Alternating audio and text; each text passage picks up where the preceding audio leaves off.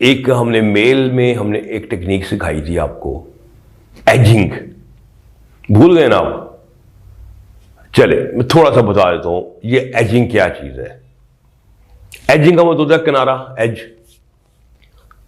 आप में sex energy बढ़ती गई, एक लेवल पे उसने एकदम ऑर्गेज्म में कन्वर्ट हो जाना है, फट जाना है उसने।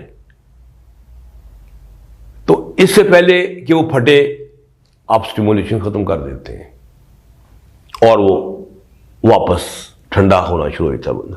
फिर आप गर्म करते हैं, फिर स्टिमुलेट करते हैं, फिर आप ऑर्गेज्म के पास जाके छोड़ देते हैं।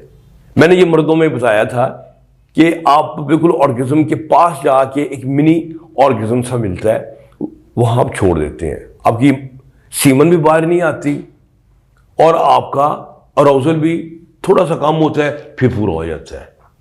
आप 5 से 6 दफा जब ऐसे करेंगे, एक तो आपका टाइम बढ़ जाएगा, एजिंग में मैंने बताया था, और दूसरा जो आखिरी ऑर्गेज्म होगा ना, वो तो बम्बास्टिक किस्म का होगा, बड़ी उसमें पावर होगी और बहुत मजा होगा। ये बात मैंने मेल के हवाले से आपको बताई थी।